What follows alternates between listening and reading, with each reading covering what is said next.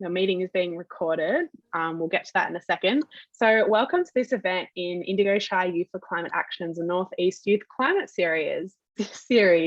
I'm ISYCA's Communications Manager, Bridget Smits, and I'm originally from Waganya in the Northeast, where I'm currently studying at the ANU in Canberra. We're really thankful for all of you who've taken time out of your evening to join us at our event, and we hope that you get a lot out of it. So to kick off, a couple of quick housekeeping things before we start. So as Ali said before, please rename yourself with your first name, your pronouns, and the First Nations country that you're on, if you know what that is. So for example, you'll see my name is Bridget, she, her pronouns, and I'm on Ngunnawal country today.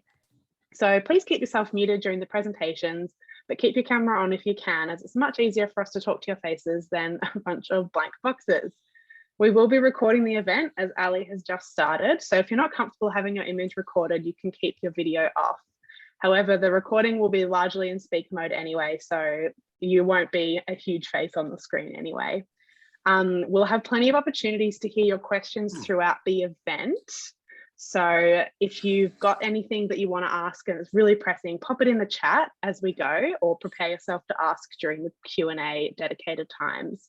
So some of our ISYCA team will be in the chat throughout the event, and you can identify us by the little asterisks at the start of our names. So there's me, Ali, Ella, and Charlie. So feel free to ask us any questions or support us as we go. So I'd like to start by acknowledging the traditional custodians of the lands on which we meet, live, work, and play. Here in Northeast Victoria, that includes the Waveroo, Dadaroa, Yorta Yorta, Jate Matang, Bangarang, and Taungurung peoples. Tonight, I'm joining from Ngunnawal and Ngambri country in Canberra. We acknowledge the connection of First people to country and community, and particularly the enormous wealth of knowledge that exists among our First Nations Australians about caring for country and living as part of our environment. We would also like to acknowledge that First Nations sovereignty of this land was never ceded. So tonight, our event is focused on getting you guys the information and skills that you need to make your voice heard on the issues that are important to you this election, even if you're not able to vote. So I know some people joining us today are not at the voting age, but there's still plenty of ways that you can get involved regardless. So we're not trying to tell you who to vote for, but to equip you to make those choices in an informed and empowered way. We're lucky to be partnering with two amazing organisations in the facilitation of this event, and we're really excited to welcome Ashley Streeter-Jones from Raise Our Voice Australia and Rosanna Selhorst from Generation Politics here today. I'm so sorry, Rosanna, if I butchered that. We also wouldn't be able to run these events without the support from our amazing partners at the Victorian Department of Environment, Land, Water and Planning, Hume Region, and of course the support of some of our local councils here in the Northeast. And I know a few representatives are joining us here tonight. This evening, we'll be hearing first from Ashley from Raise Our Voice Australia. Ashley will be taking us through some Politics 101, voting processes, and touching on the best ways to engage if you're not old enough to vote. Ashley's presentation will be followed by a quick Q&A, so start thinking about what you'd like to ask her. This will be followed by a presentation from Rosanna of Generation Politics. Rosanna will be speaking about how to access parties and candidates' policies on different issues, and will give us an overview of some of the key candidates' climate policies at this election. Rosanna's presentation will also be followed by a Q&A, so get those questions ready to go. Finally, our new ISYCA CEO, Ella Cheeseman, will be sharing a bit about the responses we've received from our Indi candidates to the questions from young people that we've had come in. This will also be a chance to ask some more electorate-specific questions. Once again, this is not a partisan event where we're trying to push you to vote or use your voice in a particular way. We just want to make sure that you've got the information and skills you need to make that choice yourself. So now I'd like to introduce our first presenter, Ashley Streeter-Jones. Described by Forbes magazine as a youthful visionary, Ash has worked in youth advocacy and campaigns since she was a teenager. Ash has advocated for youth and gender equality on a national and international level, including as the former Vice President of YWCA Canberra and co-founder of Jasiri Australia's Girls Take Over Parliament. In 2020, Ash launched Raise Our Voice Australia, a social enterprise to boost the presence of young female and non-binary voices in public decision-making. Raise Our Voice Australia has already graduated 74 young women and gender diverse people from its programs, collected 603 speeches to the inaugural Raise Our Voice in Parliament campaign, and has published research on young people and politics. Please put any questions you have for Ash in the chat or hold on to them until she's finished speaking, and then we'll take some time for the Q&A. So thanks, Ash, take it away. Great. Well, hello, everybody. Thank you so much for joining us this evening, and to the team for having me tonight. This is going to be a really quick crash course in politics and voting in particular. I do want to preface this by saying I could spend the entire week talking about this, but I'm going to do my best to compress it into half an hour. And again, we will have some time for questions at the end. So please feel free to pop things in the chat if I'm not covering your area of interest as we go along. I too would like to acknowledge the traditional owners of the land on which I live, work and play.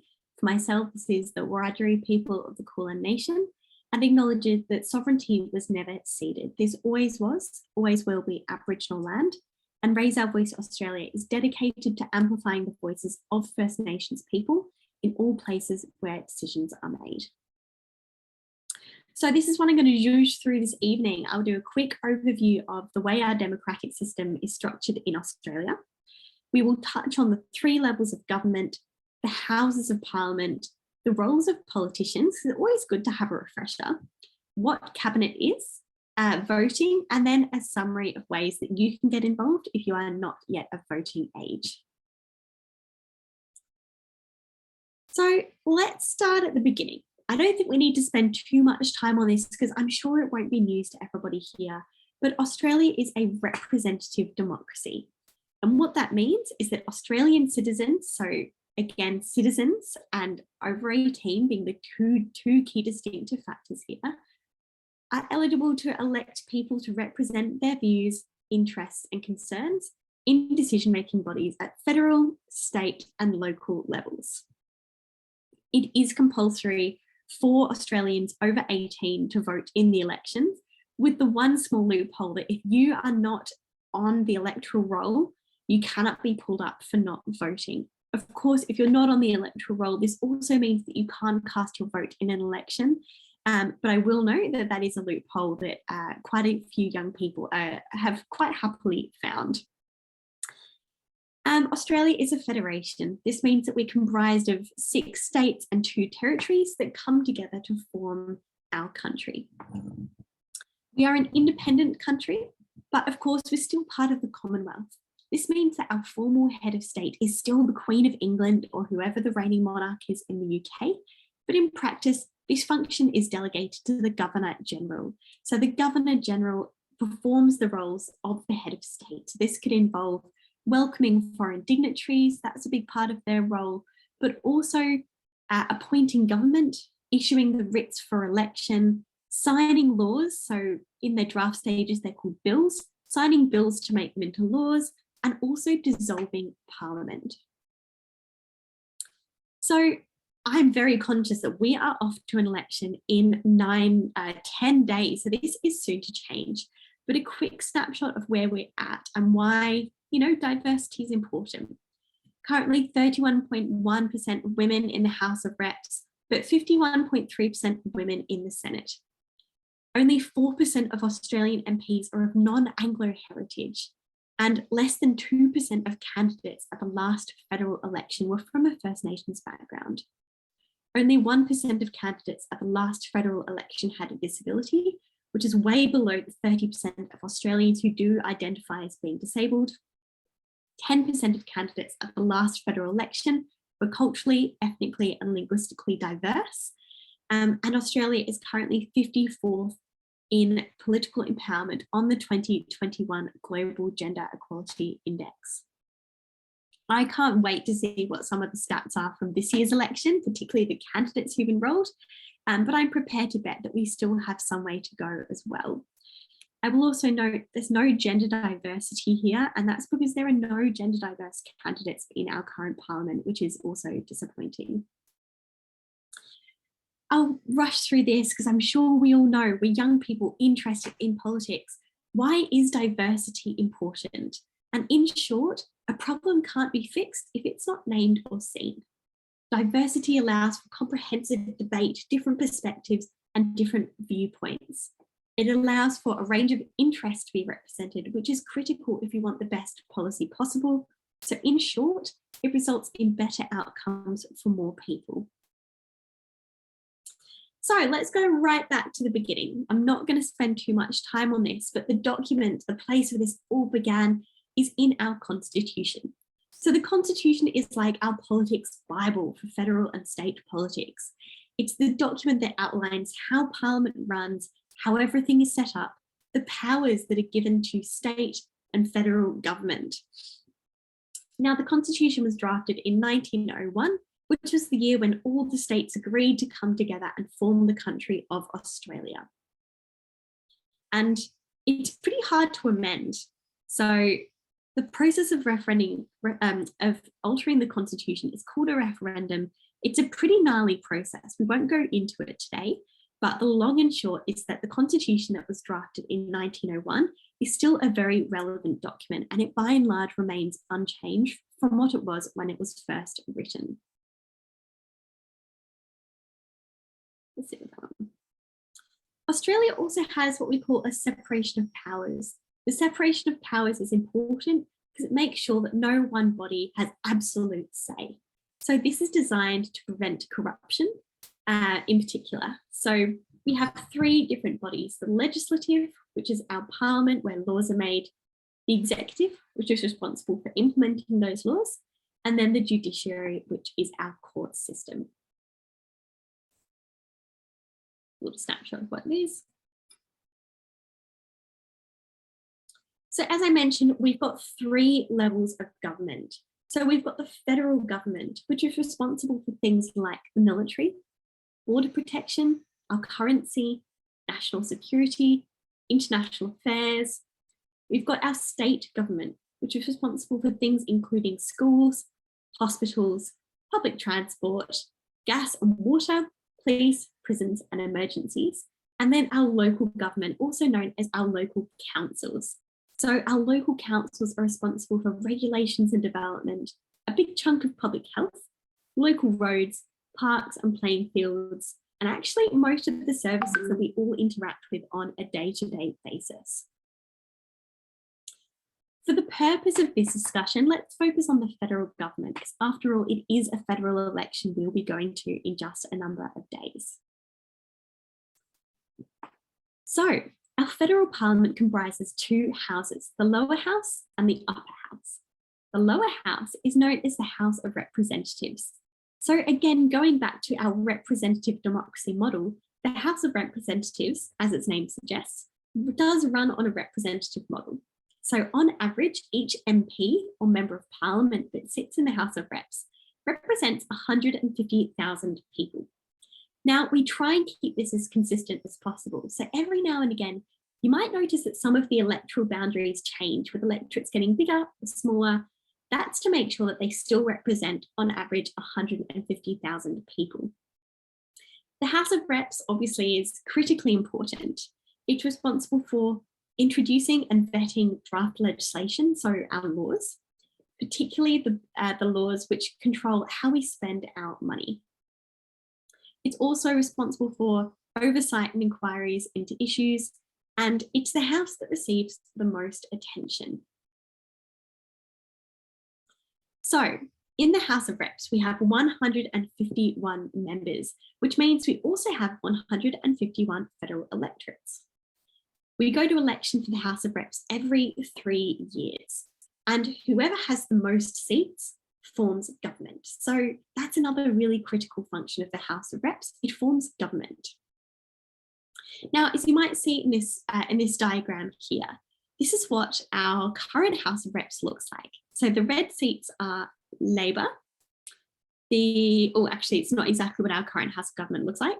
So the red seats are Labor, the blue seats are the Libs, the Greens wish they had those are the Nationals. So dark green is the Nationals, and then you'll see a couple of, grey, orange, yellow, green. Those are what we call our crossbenchers. So the crossbenchers are people like our independents. So they are not a member of the Labor or the Liberal Party. You might have heard some discussions about a hung parliament and whether or not we're going to have a hung parliament this election.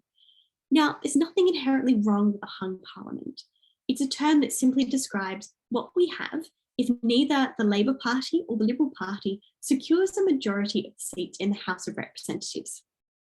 Now, what this means in practice is that whichever party has the most seats will need to speak to our crossbenchers, so for example, our independents and our Greens members, and convince them to join their side so they together can form government.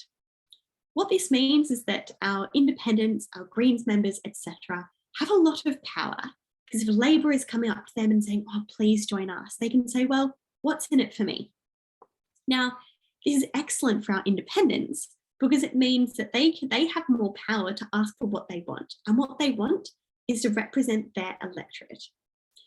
Similarly, if it's a Liberal Party and the Lib Nats, again, govern in a coalition, so already they have joined forces to gain their numbers. And that's why we've got the Liberal Party and the Nationalist Party, but collectively we call them a coalition. So they already function in this model. But if the coalition doesn't secure enough seats to form government, they too would have to enter these negotiations with the crossbenchers. So again, there is nothing inherently wrong with a hung parliament, but neither of the major parties would like to admit that because of course they would like to secure enough seats to govern in their own right. Next up, we've got the Senate. So the Senate is also known as the Upper House or the House of Review. So it's got this title because most legislation is introduced into the House of Reps. Once the House of Reps reaches a point where they go, yep, we're comfortable with this, they will then pass it up to the Senate, where the Senate will review that legislation. But for a law to be made into a law, it has to be agreed to by the House of Reps and the Senate before it's passed to the Governor General and becomes the law. So the Senate is responsible for reviewing draft legislation and providing oversight, which is also done in committees. So processes like Senate estimates, those are Senate committees in which the Senate provides that oversight to the way government functions. I will caveat and say legislation can also be introduced in the Senate. The only type of legislation that cannot start in the Senate are our appropriations bills that deal with money. So when we have the budget handed down by our Treasurer, that must always be done in the House of Reps, which means our Treasurer will always be an MP as opposed to a Senator. Now, the Senate is a bit different. It still runs on a representative model, but instead of representing electorates, it represents states and territories. It has 76 members, 12 from each state and 2 from each territory, which some of the territories are not so happy about. There has been a discussion for many years about whether or not the territories should get more senators. Now, just to be really confusing, the Senate has 6-year terms, but they're staggered. This means every time we go to an election, we don't re-elect the whole 76-member Senate, we only elect half. So if you are over 18 and you go to the ballot box, you will note that you are likely not electing 12 senators, you are only electing 6. So again, the Senate also has the same lawmaking ability as the House of Representatives, apart from those appropriations bills, but the main function of the Senate is to act as that check and balance for government being the public service, but also government being the House of Representatives. Now, as you can see here, the Senate is a bit more diverse in its makeup. So we've got more crossbenchers that sit in the Senate. Now let's go back to what politicians actually do. It might sound silly to go back to this, but I think it's always worth a bit of a refresher because it's how they work in theory and how they work in practice. Now, politicians at their core are elected to represent people. And we can forget this because sometimes they can be so focused on representing their party that they don't represent the people who've elected them. But that is their core job and their core function. They generally belong to one of the major parties, so the Liberal Party or the Labour Party. But as you all know, based on your electorate, we're seeing more and more independents and people from minor parties as well. If a politician sits in the House of Representatives, they are known as MP. If they sit in the Senate, they are known as a senator. So if I was in the House of Reps, I would be Ashley Streeter-Jones MP. If I was in the Senate, I would be Senator Ashley Streeter-Jones, which now I'm saying it out loud, has a great ring to it. Politicians from the major parties go through a pre-selection process and then, of course, have to campaign. I could spend a lot of time talking through the intricacies of what this means because it's different for each party, but essentially it means that they have to be endorsed by their party and the party has to be comfortable that they are going to run. Then, of course, they have to campaign to win their seat. If they're an independent, they don't have to go through the pre-selection process, they go straight to campaign. But of course, it means they don't have the party machinery behind them to support that campaigning process. But it's definitely not impossible. So this is the weirdest thing about politicians. They don't actually have a position description. Weird, right? So their duties do include representing their electorate, making and amending legislation, so that's debating things on the floor of Parliament, scrutinising the work of government, and actually a really important one that we don't talk about enough, working with other politicians. If you want to get a piece of legislation passed that you really care about, it is fundamental that you work with other politicians. And of course, supporting their electorates as well. I'll zhuzh through this, but each politician has 4 members of staff that they are allocated. Generally, it's a chief of staff, office and diary manager, a media advisor, and maybe some policy advisors. This is good to know if you're looking to set up meetings because you can think about who you actually need to speak to. Chief of staff hold a lot of power, but that's a story for another day. Politicians have 2 offices, one in their electorate and one in Canberra. If they're from a really big electorate, so think particularly some of your WA politicians or people in regional areas, they might have 2 offices within the electorate. And it's a very varied job. No 2 days are going to look the same. So if you're passionate about making change, you love your community and you love diversity and busyness in your work, maybe being a politician or a staffer is the job for you. Of course, we've got a PM, a deputy PM, and leadership is balanced within the major parties. So what that means is if it's a coalition government, the Liberal Party will have the Prime Minister and the Nationals will have the Deputy Prime Minister. Just a reminder, this is a quota at work, just in case anybody makes that argument. If it's in Labor, we have factions, and I don't have time to go into what that means, but essentially it's the ideological split within the party. If the leader of the Labor Party is from the left faction, the deputy will always be from the right. If the leader is from the right, the deputy will always be from the left. And this doesn't matter whether they're in government or in the shadow ministry. Next up, we have ministers. Ministers are people who are responsible for overseeing a particular area of work. And those work areas are known as portfolios. So essentially, the ministers are on the hook for getting stuff done. One last thing I'll say on that is that we talk about the ministry, which is for the party that's in government, and the shadow ministry. The shadow ministry is for the major party that's not in government, but they still assign people to oversee particular areas of work. And it's really up to the party of the day which ministers they have. Under the Constitution, we only need a Prime Minister, a Deputy Prime Minister, a Treasurer, and a Defence Minister. So everything else is up to the party. So the ministries that they have tell you a lot about what their priorities are. And a quick last one, Cabinet. Cabinet is the key decision-making body. So this is where the most senior politicians who are in power come together to make their decisions. It's also important for decision-making and information sharing, but Cabinet is a very, very powerful body, as we saw through COVID.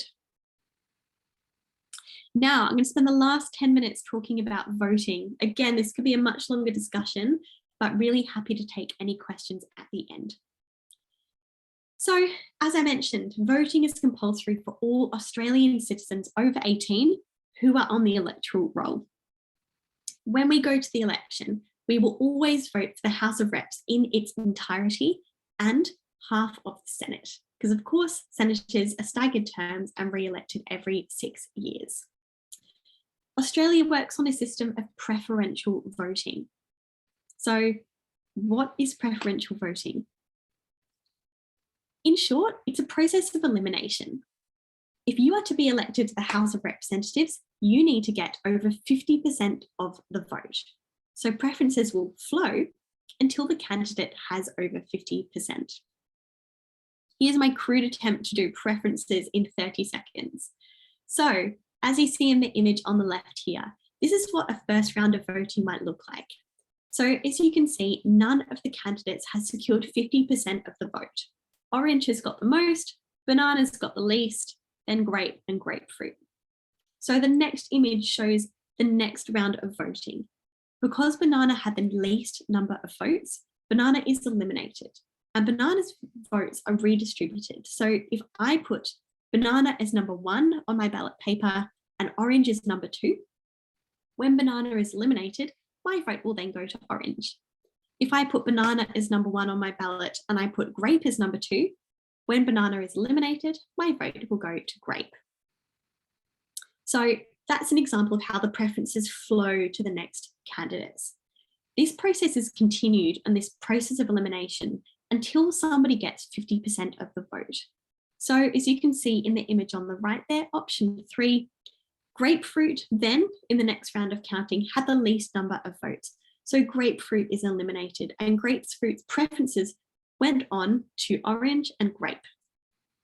Now, when we talk about the importance of preferences and people winning on preferences versus a primary vote, the image on the left here shows primary vote. So as you can see, orange got the majority of the primary vote, not the majority, got the most primary votes.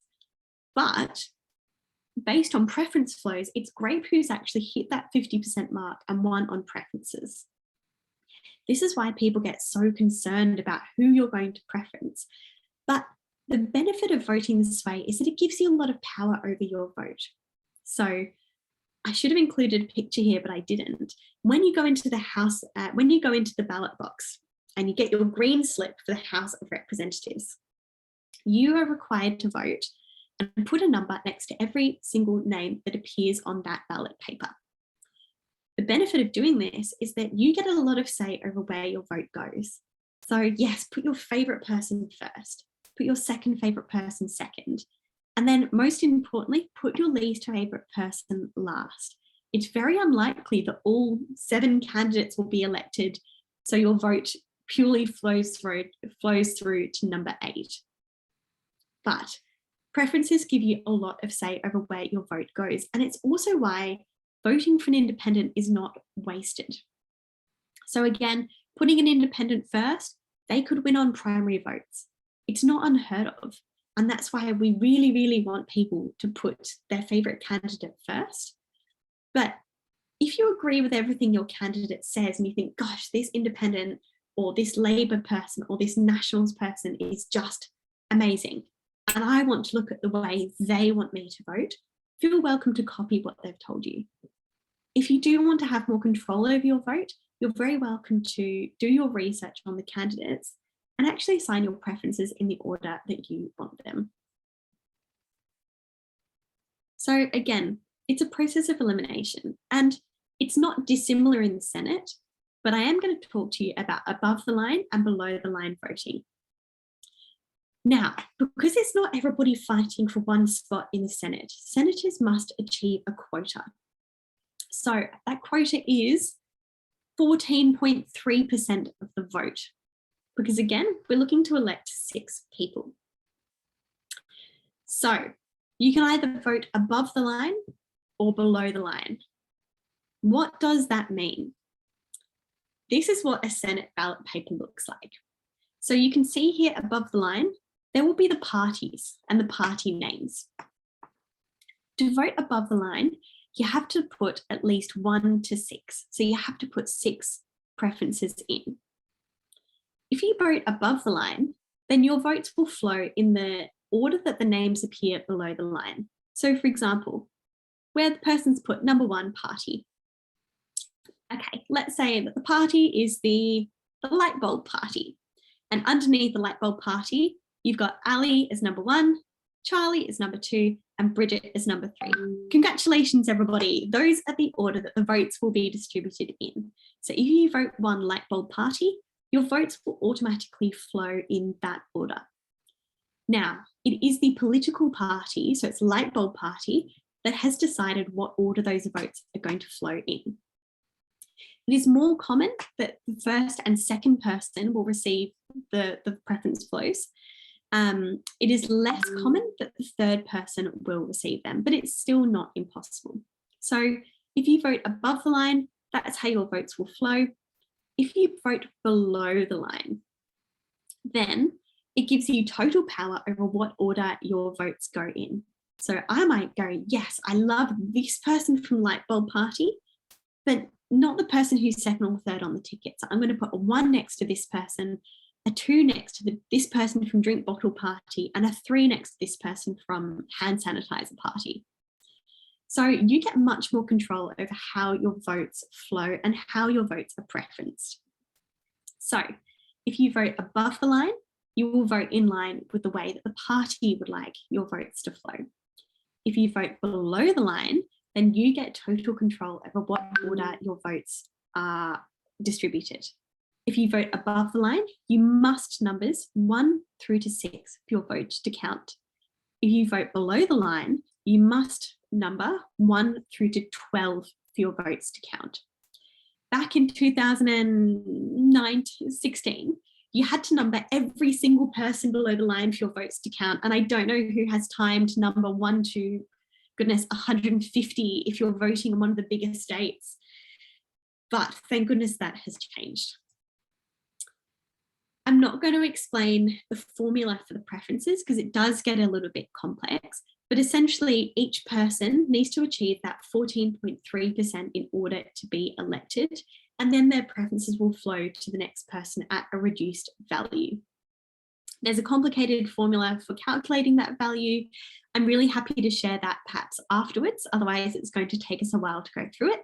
But the most important takeaway is, again, preferences flow in a similar way to the House of Representatives. Now, there were a few questions about how you can vote. Polling booths are open at the moment, so they opened on Monday this week. Now, not all polling booths are open, but I do encourage you to jump onto the Australian Electoral Commission website and look up a booth near you if you are not able to go and vote in person on the 21st of May. Another way to vote is by postal vote. For this, you need to apply to the Australian Electoral Commission and have the paperwork sent to you. I don't know how long it takes them to send this out, but as somebody who has a lot of experience in government and bureaucracy, if you do need to do a postal vote, I highly recommend you jump on this as soon as possible. Even while I am talking, jump on the AEC website and apply for your postal vote. Another way to vote, which is more to do with accessible voting for people who are vision impaired or in rural and remote areas, or who simply can't access a polling booth, is over the telephone or a mobile vote. So that would be a mobile polling booth coming out to you. Australia does not yet have online voting. And then, of course, in person at a polling booth on the 21st of May, which is always good fun. You get your democracy sausage. You have some great conversations. Now, really quick wrap up. How else can you create change? Well, again, if you are over 18, run for office. I would love to have a chat about this if it's of interest to you. 2, work for or volunteer in an office. Politicians love young people from their electorates joining their office. And if you are interested, go and ask for a bit of work experience. They absolutely love having you there. 3, join a political party or run as an independent.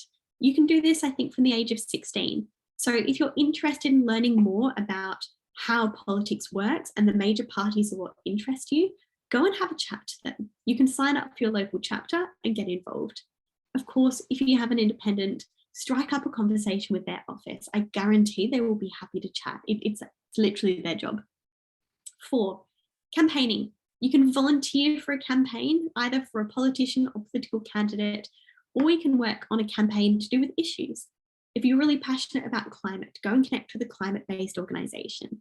If you're really passionate about, how have I forgotten every other issue? Gender equality, go and volunteer with an organisation doing that, or even join a social media online campaign. Raise Our Voice Australia is running one at the moment, just a cheeky little plug.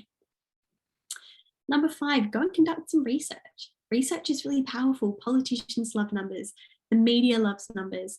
go and do some research or work for an organisation like a think tank, university, or even your school that focuses on research. As Rosanna will talk about in a minute, research is really important for informing policies. So don't knock the value of that if that's where you'd like to be. Number 6, think creatively. There are no bad ideas in this space, but what I would really encourage you to remember is that your MP works for you. So don't be afraid to engage them.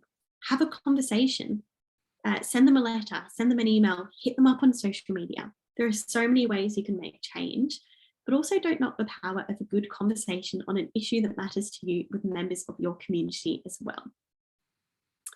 I'm going to stop it there because I know I'm already into question time. I'm really happy to take some questions, and thank you very much for sticking with me. Thank you so much, Ash. That was really amazing. I also love the ring of Senator Ashley Streeter-Jones. I think that sounds great. Gee, I really wish that they just taught us this stuff in school. Like in year 12, they taught us how to do all this voting stuff instead of getting out into the real world and having no idea what to do, which is still me. So I really learned a lot from that. We've got a couple of great questions coming through, but I'm going to ask the question myself first. I would like to know, because there are so many young people who are becoming more and more interested and passionate about climate change, and I imagine that's going to persuade the way that they're voting, and more people around Australia are becoming passionate about this issue. Is it ever possible that the Greens could be the major political party that holds the power of being Prime Minister? Look, really great question. It is not impossible. It is improbable. So the Greens could absolutely find themselves in a position where they are the biggest party. And we're seeing some examples of that. For example, in the most recent ACT territory election, the Greens increased their seats to being 6 people out of 25. So that was previously a Labor Greens coalition where the Greens had 3 members. They increased that to 6 members. So that was a pretty strong message about the kind of policies people want in the ACT. As long as the Greens can increase their primary vote, absolutely, that is within the realms of possibility. But for now, they will likely have to do it in coalition with a party. I'm going to go out on a whim and say it's likely the Labor Party, not the Liberal Party. But if Labor do not achieve enough seats to form government, it is likely they will have to enter discussions with the Greens to do that. And the Greens will likely, or at least I would, negotiate to maybe even hold a couple of portfolios depending on how many seats they get. So watch this space. Thank you. That's hopeful, slightly. I'll pass to another question here. So Becky has popped in the chat. Becky, did you want to ask, or would you like me to ask the question? Oh, I can ask. Awesome. Okay, my question is, how can a young person run for office? What is that process? Where do you get money? How does that work? Again, I could give us an entire workshop just on this. The short answer and the easiest way to do this at the moment, it is by no means the only way, is through a political party and getting pre-selected.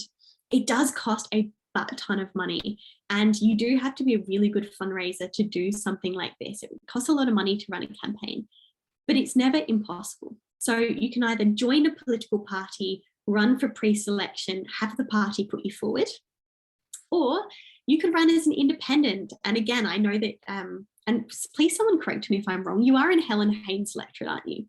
Yeah, thank goodness. I was like, I've got this wrong this whole time. It's going to be super embarrassing.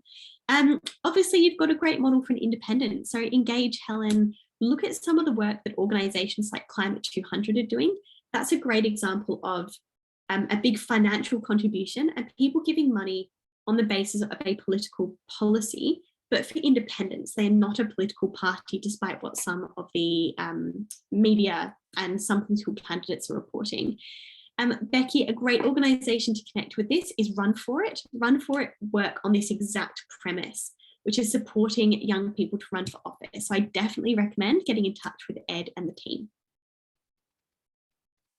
Thank you, Ashley. Pleasure.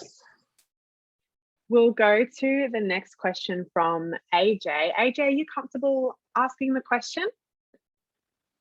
Yeah, sure. So Awesome. should there be a change in the constitution that prohibits legislation that intends to destroy the environment, like deliberately? Do you think there should be legislation that prevents that? Like AJ, this is in the such Constitution. Look, I can only answer from a personal perspective. This is more of a legal question or a policy question. So I know Rosanna is going to talk about this. This is an issue I'm really passionate about. I would love to see greater protections for this. But what I will say is that the majority of referendums, so that is the process to change the Constitution, they fail. That's because in order for the Constitution to be changed, you've got to have a majority of votes, so a majority of Australians, and a majority of states, which sounds complicated, but that means over 4 states/territories also have to have a majority. That's a really high bar to clear. So there are lots of really great ways to make this change. A referendum could be one, but it's probably not the most effective way to make this change. So really happy to continue this conversation. I know Rosanna will talk a bit about this as well, but I love thinking about ways that we can achieve this outcome. Thank you, AJ. And can I just tap on the end there? Thing. Do you think that constitutional amendment is an appropriate tool to use to address policy issues on climate change, Ash? Well, we can put in legislation, but then legislation can also be abolished. So think about the carbon tax when it was implemented. It should have stayed because it actually helps reduce our emissions. Yeah, that's a really good point, AJ. And again, that is the benefit of perhaps constitutional change, which is a high bar, but that also means it's much harder to change. On the flip side, you're absolutely right. Legislation can be changed. So places like the UK have legislated their net zero target. Australia has not. I know Rosanna is going to talk about this, but I think it's really important when we're thinking about these changes, that we're thinking about the mechanism and the way in which we can achieve these outcomes. So love your thinking. Thanks, AJ. We've got time for one more question. So I'm going to go to Rob, who is actually my dad. Dad, would you like to ask the question or would you like me to ask it? You can do it, Bridge. Okay, so Rob has asked, is it correct that any AEC registered candidate is paid to stand for a seat? Excellent question. It is not. So what you are right in is that, and I went back to check this in case this came up, if you receive, I think it's over 4% of primary vote, you are eligible for reimbursement. That reimbursement rate is $2.914 per eligible vote. So you do have a way of recouping some of your costs, but it's not guaranteed. In some places, again, I think it's the UK, when you put your hand up to run for office, you are given a bucket of money, and that is the only money that you can use to run your campaign. This is intended to stop funding from, major donors and some of the things we have here. And again, I could run a whole other workshop over the way our political donations function. There is an excellent documentary out on this at the moment. I can't remember what it's called. Please share it in the chat if you do remember. Craig Rucastle had a role in creating it. So look, you're not paid to run for office, but you can recoup some of your costs. But a really, really good question. Yeah. Thanks, Ash. And so we've got a couple more questions in the chat, but they're probably more aimed at what Rosanna's going to talk about. So if those people still have questions after Rosanna's spoken, we'll get you to jump in, Ash, if there's anything you can add. But thank you so much for talking with us. And yeah, we'll move on to Rosanna. So thanks, Ash. Alrighty, so I'd now like to introduce our second speaker, Rosanna Selhorst. So Rosanna is a co-founder of Generation Politics, and as the Director of Youth Engagement, she provides leadership and management support for various projects and events, including the Policy Incubator Program and Policy for Youth Project. Outside of Gen P, Rosanna works in consulting with a focus on government. She has completed a Master of Public Policy and Management and is completing a graduate certificate in Aboriginal Studies. Rosanna was also one of 2 Australian youth representatives to the Youth G20 Summit in Tokyo in 2019. Rosanna will also be responding to questions after she speaks, so please put any of that you have into the chat as she goes. So take it away, Rosanna. Thank you. Great. Thank you very much for having me as well. I really loved Ash's presentation. I also learned a little bit, jotting down some notes, especially about the lack of a position description. That blows my mind. All right, so I am going to talk to you about climate change policy and the federal election. So we're going to go on a bit of a journey. We're going to talk a bit about, well, what exactly is public policy in the first place? How do we know what makes a good public policy? Talk a bit about climate change and the different ways that public policy can help to respond to a changing climate, and also touch on some of the party policies, particularly those that are in your electorate. So we'll jump right into it. First, I wanted to start with, often you hear these words that are thrown around by candidates. So some words I've got on the screen there are things like establish, support, we're going to legislate, which links into what Ash was talking about in terms of passing legislation through the different houses, increasing, funding, securing. Are there any other, feel free to pop in the chat if there are any other buzzwords that you've heard, and I'll keep that in mind as well as we go through talking about different aspects of policy. I think AJ, you wanted to jump in there. All good. Yeah. Jobs. They always talk about jobs.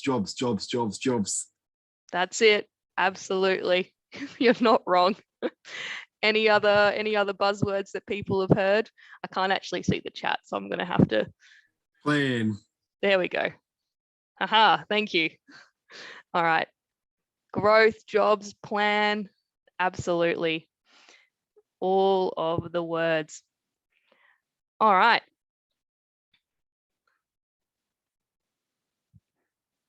The reason I wanted to start with that is I think before we talk about the different platforms of various parties and candidates, we want to start with a common understanding of when we talk about public policy, what exactly are we talking about? The truth is, public policy can refer to a whole range of things. So I actually started out my working life in government. And when I started, I asked my manager, well, what exactly is public policy? And she helpfully said, everything we do is public policy as public servants. So for example, writing briefs, providing advice to politicians, delivering services and programs. I found that confusing. I went on to do a master's degree in public policy, as was mentioned, and honestly, I still find policy confusing. However, I have listed on the screen a few different types of public policy that we might come across. So the first one we've got there is a strategy or a plan. In particular, Labor have announced their plan, which I believe is Powering Australia, something along those lines. I've got it written down somewhere. So a strategy or a plan will set out an approach to achieving goals. We've also got services. So as Ashley touched on, different levels of government will provide different types of support that people can access. So health services, education, all of those different ones. We might also hear politicians or a candidate talking about doing an evaluation or asking for a review. And that would be an investigation into how well something is working. And then, of course, legislation, as Ashley has already talked about. So setting out standards that people and organisations are required to follow.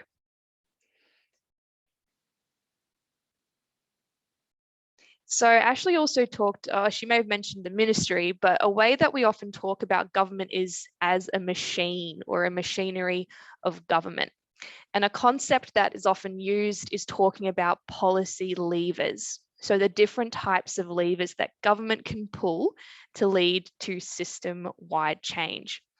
Another way of thinking about this is settings. So just like how we've You can use different settings on your phone to decide the kind of experience we want to have when we unlock our phone. If you're like me, I continuously forget my password. I probably shouldn't say that. So I find Face ID is a setting that I use. So thinking about government as a machine, political candidates will talk about policies, and we can think about them as different levers or settings that we can put onto government in order to make change. And of course, as Ashley talked about, the 3 different levels of government, today we're focusing on the federal level. So as we start to look into climate change and responding to climate change, we want to think about what the federal government can do. So it's going to be different to what the local council can do. So something to think about as well when you look at the different candidates and the different parties. But the big question, well, how do we work out what is a good policy? A good policy or a platform? A big question. And let's start by taking a step back first to thinking about, well, the first thing that you'll do is often look on if you're like me, it's Google. So it's interesting.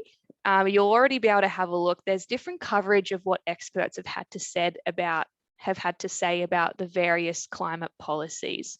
And I'll put all these links in the chat as well at the very end. And this is interesting as a starting point because they'll often have different lenses or approaches when they look at what makes a good policy. For climate change, or responding to climate change, there's two elements. So on the top of the slide, I've got reducing emissions plus carbon storage to get to net zero emissions. So around reducing emissions, I've highlighted some of the main sources of emissions, and that's from the CSIRO website. I've also, next to carbon storage, highlighted some of the different ways that we can store carbon. And the reason I've put this out visually is to help you start to think about when we start to look at all the political parties and how they're talking about climate change. We want to think about, well, is the policy or solution they're putting forward actually addressing the core part of the problem? Or is it thinking about climate change in a holistic way? Another element that actually hasn't really been talked about too much this election is how are candidates proposing that we prepare for a changing climate? So disaster recovery and urban planning. So keeping in mind, they've got these 2 aspects to climate change policy. Net zero emissions, preparing for a changing climate. So now as we we're slowly working our way to having a look at what the different parties have presented in terms of responding to a changing climate. We've come up with a really simple framework that we can use to help us understand or help us make a decision for ourselves about which policy we support or thinks makes sense. So of course, there's no right or wrong way. And you also want to think about the emphasis that you place on different aspects of a framework. So for example, we start on the left, as I mentioned just on the slide before, thinking about the problem. Does the policy proposal or solution address the key part of the problem? Next one is time. Is the timing right? Is it, a timely solution? Lots of ways to say time. Pretty much imagine, someone proposing a solution, but it's going to take 10 years to happen, but it needs to happen in the next 2 years. That's an example of thinking about time. Community. Has the community had input into the solution? As Ashley talked about, politicians are essentially representatives of us. So have they listened to us in the solutions that they're putting forward? Experts. Is the solution considered to be best practice by a range of different experts, whether that's people who are experts in terms of the work that they do, the research that they do, things like that. Evidence is the last one. Is there evidence that this solution is right for the problem and that it will work? So on the next slide, prepare yourselves. It's going to be a lot of text. We've pulled together some of the main policy announcements that different parties have made when it comes to responding to a changing climate. It's fairly straightforward to compare announcements around net zero and emission reduction targets. What's more challenging is comparing how parties or candidates are proposing that they will reach those targets in order to respond to a changing climate. So here comes the big table. So down, if you start on the left side of the column, I've listed the key parties, and I've also included some of the smaller or micro parties. I had a look at the candidates that are standing in the Indy electorate. So we've got the coalition. I've combined Liberal and National because it was easier, and also the table was too big already. Labor, Greens, Helen Haynes, our independent, Animal Justice Party, Darren Hinch's Justice Party, the UAP, United Australia Party. Hands up if you've received a text message. I have. Yep. One Nation. I haven't, because I'm not on the electoral roll, but I have received seen plenty of ads. Yep. That's where the money is. One Nation and the Liberal Democrats. So on the next column, I've put net zero by and all the years that the parties have said. So the coalition have said 2050, Labor said 2050, the Greens I think have said 2035. From what I can understand, Helen Haynes is support for before 2050, and the remainder of the parties, I was either unclear or they do not have a position. On the next column, we've got reduce emissions. So if you think back to that slide I showed you, looking at the aspects of climate change policy, we've got achieving net zero and reducing emissions. So in terms of the target for reducing emissions, the coalition has said 26 to 28% by 2030. Labor has said 43%, Greens 75. Helen Haynes, I believe, is also supportive of 75. Animal Justice Party and Darren Hinch, I was unclear. And for the remaining three, it's none. And now on the very last column, I've pulled out, and please keep in mind, this is not an exhaustive list, but it's some of the key initiatives or objectives from those parties. And so, as I said before, it's easy enough to compare on this table. Well, this party wants to reach net zero by this time. This party wants to reduce emissions by this much, by this date. But what's really hard is, well, how are these candidates or parties proposing that we achieve those targets? So let's start in the top right-hand corner, the coalition. So as was pointed out earlier, we love technology, low emissions technologies. There's support for electronic vehicles. The coalition loves gas. It's all about hydrogen. And then interestingly, in terms of climate adaptation, there's funding for post-disaster recovery. Labor, we've got, I had a look at their the plan that they've put out. So upgrading the electricity grid to handle more renewable energy. They want to make electric vehicles cheaper. They want to install community batteries and solar banks. Green metal production, which my understanding is basically interesting. If we go back to that slide where I looked at the big sources of emissions, they want to look at modernizing that manufacturing process so it produces less emissions, is I believe what's going on. However, they do look like they'll continue funding fossil fuel industries. And then in terms of climate adaptation, they're providing more funding for disaster prevention and resilience, but commentary is that it's still not really a flag point or seems a big point of discussion. So in terms of the Greens, moving down, 100% renewable energy is their main objective. So that means banning construction of new coal, oil and gas infrastructure. In terms of climate adaptation, their objective is seeing more funding for emergency services as well as for the BOM and the CSIRO. So those are the three big parties there. I'll carry on down the list. I'll take a brief pause there and say, as we keep going, keep in mind on the right there, I've pulled out those key themes from our framework. So, you know, are these initiatives or objectives, are they addressing the core part of the problem? Is the timing right?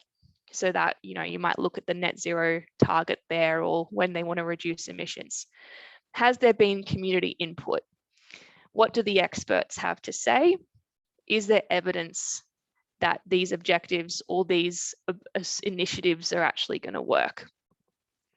So carrying back down the list, Helen Haynes Independent, some of the key initiatives that she's got is around locally owned renewables, cheaper home batteries, and she's also got a strong platform around supporting emission reduction strategies in agriculture. I will also say, I forgot to pop this on the slide, but in terms of where I've collected all this information, I've gone onto the different party websites. I've had a look at some articles, which I'm happy to share in the link as well, where other people have helpfully compared and summarized what the parties and different candidates have had to say. And also keep in mind as well, as I'm going through this table, I'm very much trying to just present the information that they're presenting. And we'll talk a little bit more about how we work out what's, you know, the truth and what's not true. Anyway, carrying on down the list, we've got the Animal Justice Party. So this was one where I wasn't clear about what they're supporting in terms of net zero or reducing emissions. Some of the objectives they have on their website are around stopping fossil fuel expansion, reforestation by reducing grazing, introducing a carbon tax on those particular industries and supporting clean energy solutions and plant-based food agriculture systems. However, I will say, thinking about in terms of the design of this, I couldn't see a lot of detail around how these would work.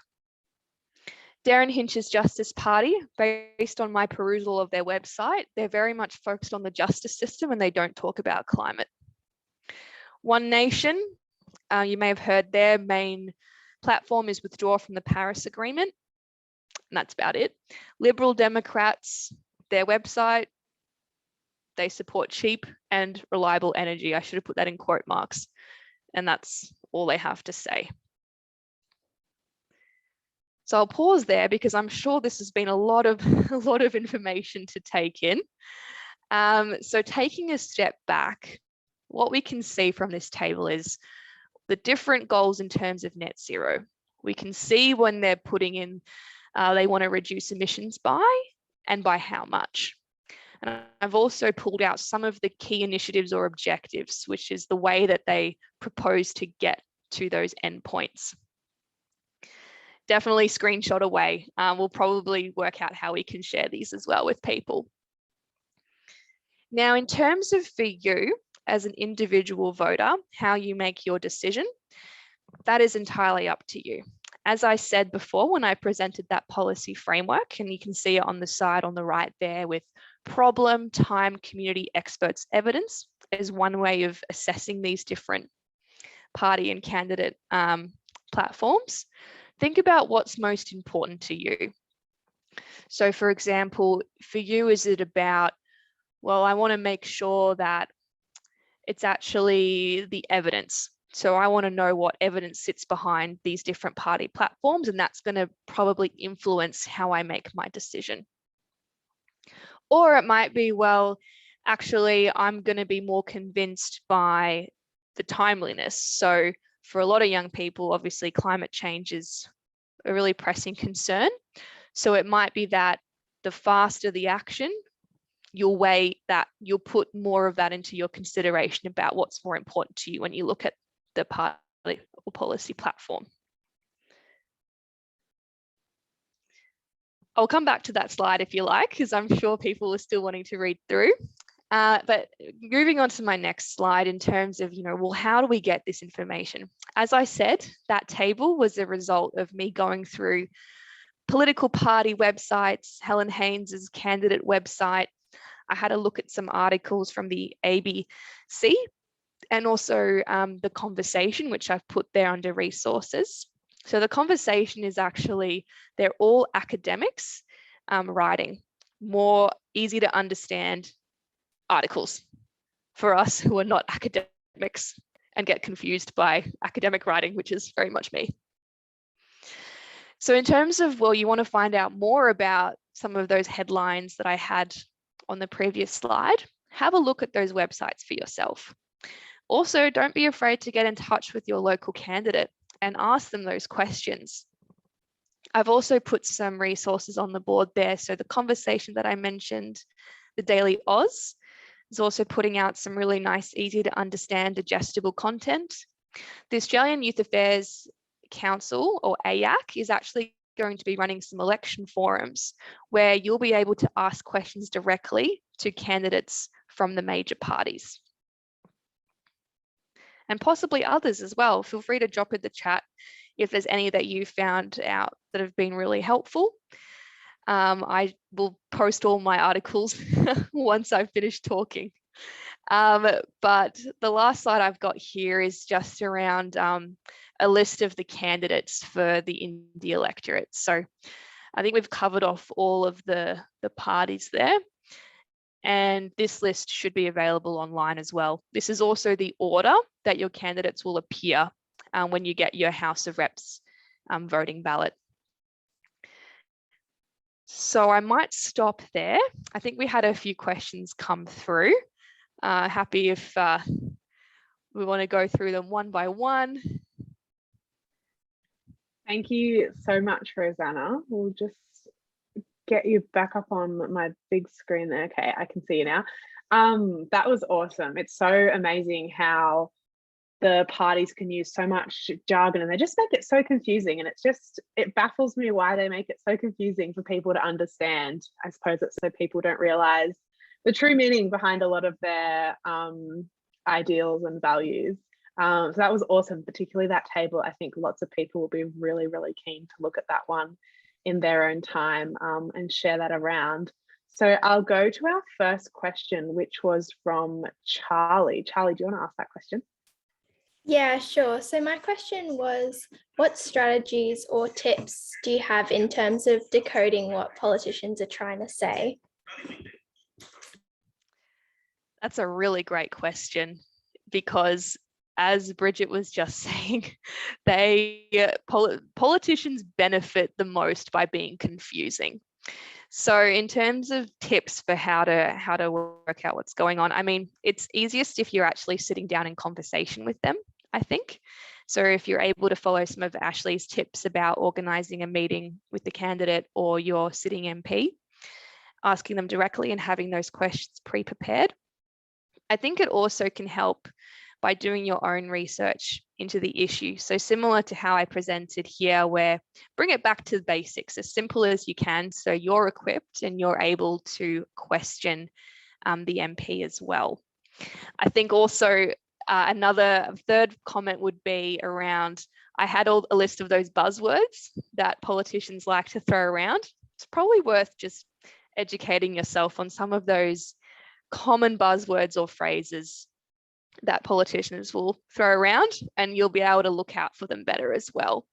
I'm sure people have, well, yep, as AJ's put in there, jobs, jobs, jobs. As a consultant, it's also part of my job to use fluffy language. So anyway, I hope that's a bit of a starting point. And if Ashley, if you have any comments as well, please jump in too. Yeah, thank you. Did you want to jump in, Ash? No, I think Rosanna. No. Oh, good. Yeah, that was an awesome question, Charlie. Go to the source. Go and ask the politician. Like, they want to work for you, make them work for it. Absolutely. On a side note, I was listening to the radio this afternoon, and I'm not sure if anyone's heard of Bruin on the ABC, but they're doing a few episodes tonight and tomorrow night on kind of breaking down electoral advertising, which should be really interesting. Would recommend. If no one else has any other questions, I'm going to jump to Ali's question. Ali, would you like to ask it? Yeah, sure. And it kind of links into what you were just saying then as well, because I was wondering, You know, you listed some fairly trustworthy sources there, Rosanna, but like, I mean, obviously, especially in the social media world, we often have access to a lot of sources that very much echo our own opinions. And, you know, I saw a great infographic come up from ISYCA, Australian Youth Climate Coalition, the other day about what the major parties are doing on climate change, etc. But I guess, how do we sort of check ourselves and check for the bias of those kind of sources, and how do we make those judgments about what to take with a grain of salt, etc.? Yeah, another really great question. And the way I approached even pulling together this analysis for this workshop was too many words at once. Everything you look at will have a level of bias, is probably the first starting point. And so it's really, as you were saying, Ali, it's about how do you mitigate that and reduce the risk of getting a skewed perspective. So it's about looking at a variety of different references or resources. So and then what I found, so as I was pulling this together, I looked at the ABC, already a fairly trustworthy source. I looked at The Conversation, a fairly trustworthy source. I also like their articles because they often include hyperlinks when they talk or when they quote specific facts and figures. So that was a good starting point. I then had a look more generally as well, so cross-reference with the websites. And as I look to see if the same message is coming through. And that's one way that I find quite helpful. And as I was saying before, I think, and that's why I put together that little infographic about, well, remind ourselves, what are the core parts of climate change policy? So it's reducing emissions and it's storing carbon. So where do the main sources of emissions come from? So when you're armed with that kind of knowledge, it helps you as well understand and say, well, hang on, if this party's making a really big deal about how they're going to, you know, invest in renewable energy, particularly in one sector, I know that the problem is much bigger than just that one sector. So why aren't they talking about the other sectors, if that makes sense? I see nods, so I'm going to take that as making sense.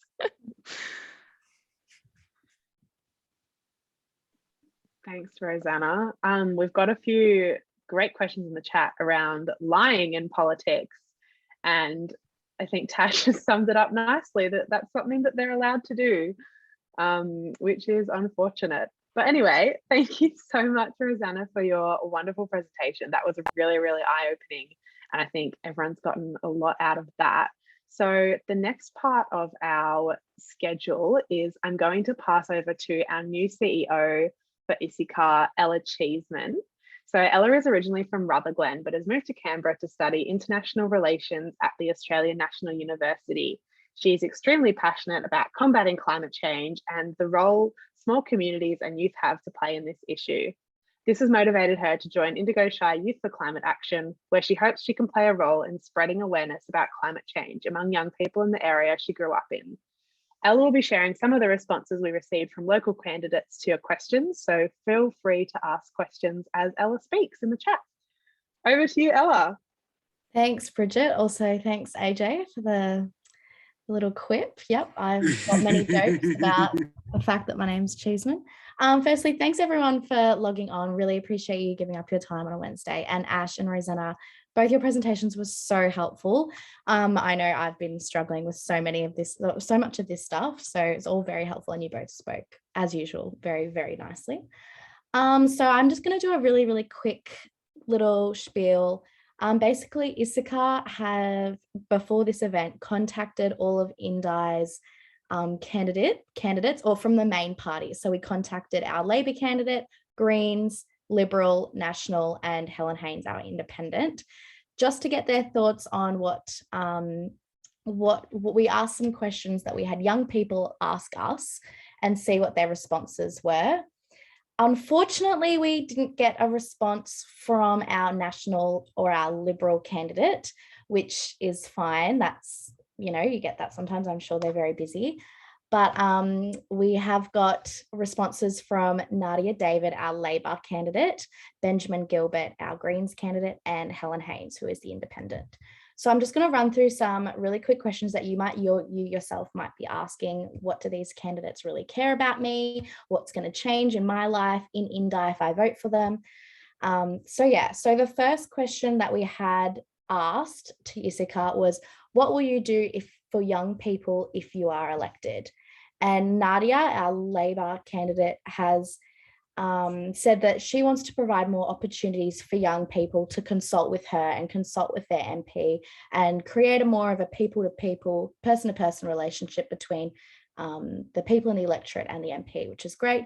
She's also said that Labor will put more funding into education and training opportunities. So if that's something you're interested in and you want to be able to do more things, but maybe money's stopping you, there'll be more funding for that. And she also wants to see more diversity and inclusion for people in the Indi electorate, which is a really, really important topic that I think is great to be addressed.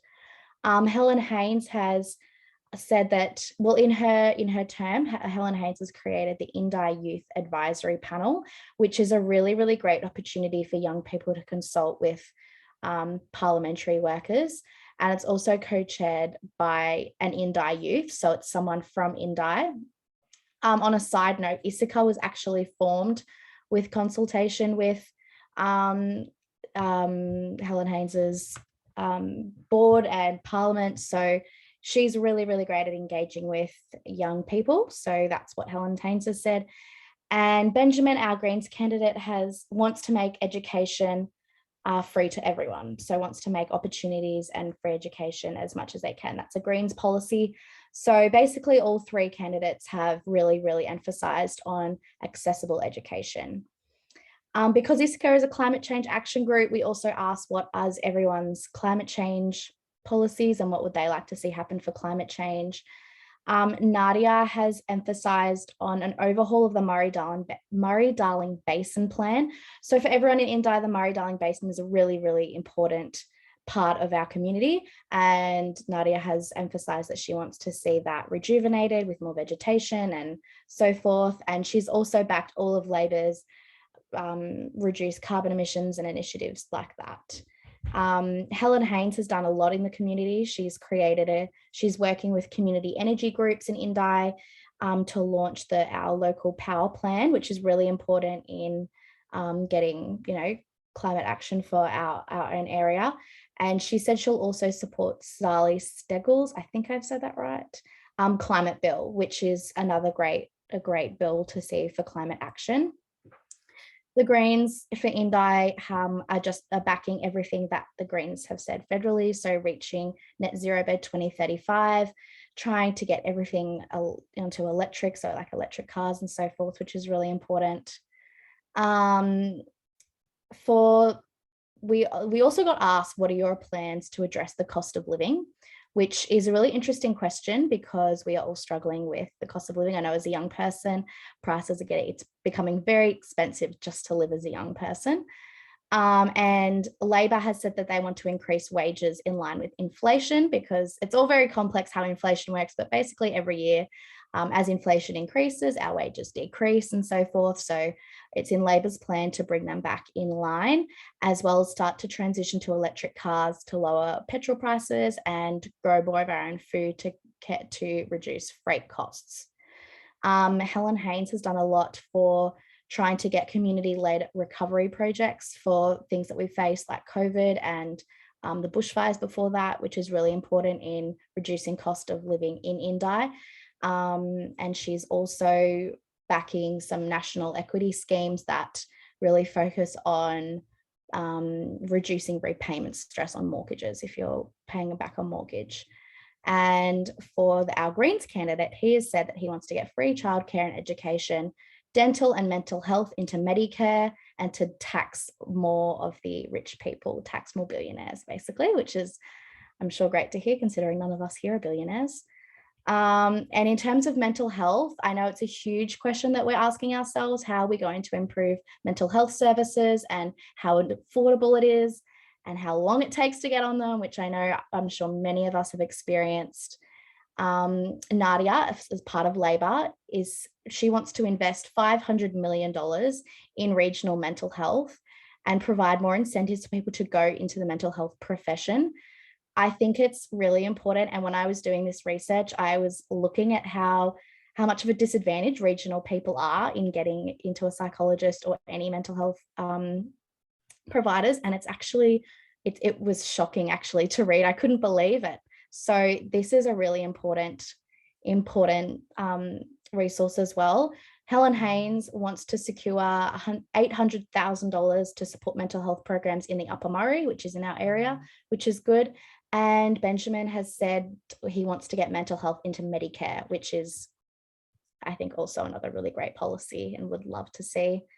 Lastly, all the three candidates would support seeing a federal office for youth. And most candidates, so Helen and Nadia, both said that could sit in the Department of Prime Minister and Cabinet, which would mean an even bigger voice for young people like us. And I think it would be really great to see a young person in federal politics, or, you know, to be supported in the federal sector. And as well as this, all three candidates are supporting the Uluru Statement from the Heart, which, for those of you who don't know, the Uluru Statement of the Heart is basically working towards reconciliation with First Nations people through a First Nations voice enshrined in the Constitution, which would be great to see. And I think it's very long overdue. And all three candidates supported that, with the our Labor candidate saying that she was going to support the Labor I think she wanted a referendum to try and get that moved in as quickly as possible. So sorry if that was a lot of talk at everyone, but basically, to sum it all up, all three candidates are looking to get more involved with young people. Helen Haynes has done a lot of work in the past, but she's obviously had the opportunity because she's been elected in the past. So, and we are going to publish all of the responses we got from our candidates. So if you would like to access that information, we will be able to get that out to everyone here tonight. So thank you for that.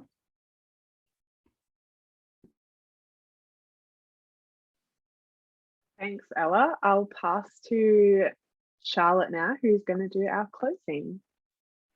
Thank you so much for that, Ella. Those responses were so helpful and so relevant, especially given the upcoming election. So thanks for sharing those.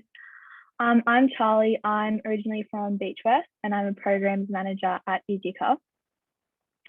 So firstly, just a massive thank you to Rosanna from Gen Politics and Ash from Raise Our Voices Australia for joining us today and sharing such practical and engaging information with us. I know that I personally, and I'm sure I'm not alone, I found the information and the discussions today so helpful, especially the information regarding the upcoming election and topics that I feel like they're well known, but it's hard to fully understand them and get to the root of the problems. I think the discussions was really helpful with giving us actual information. So we will be sharing a recording of parts of this session with you all. So if you know anyone who missed the event tonight, will be interested in sharing the discussions, please pass that on to them. And this isn't your only chance to talk to us. So in just 2 weeks, on Wednesday, the 25th of May, we are having another amazing event in our North East Youth Climate Series that you definitely won't want to miss.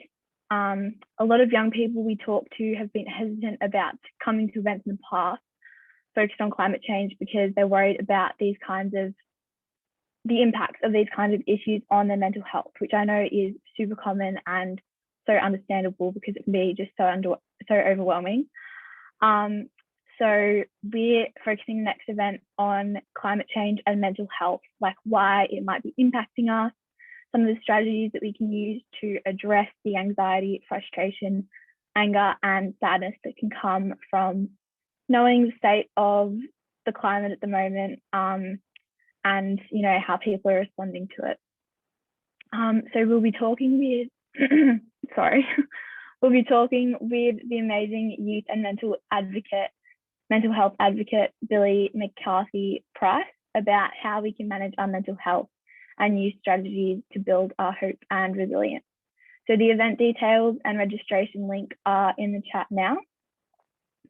And finally, we're currently looking at ways that we can build a community of Northeast Victorian youth climate ambassadors who can share advice, opportunities, and help build each other's skills to respond to the climate emergency in our area. So we will be launching this opportunity soon. So keep your eyes peeled on social media if you're interested, so that you don't miss anything that we're releasing about that. ISYCA is also taking expressions of interest for people who might want to join our team. So if you're keen, please reach out on social media or just send us an email or just get in contact with us however you'd like. Once again, thank you so much to our funding partner, Department of Environment, Land, Water and Planning from the Hume region, and to our amazing speakers, Ash and Rosanna, and mainly just to all of you. Thank you so much for coming. We hope that you've found this session helpful and you've taken something from it, and we hope that you all have a fantastic night. Thanks, everyone. Wonderful event. Thank you so much. Thanks for coming, guys. Thanks for having me. Thanks, everyone. Bye. Thank you. Thank you so much, everyone. Well done.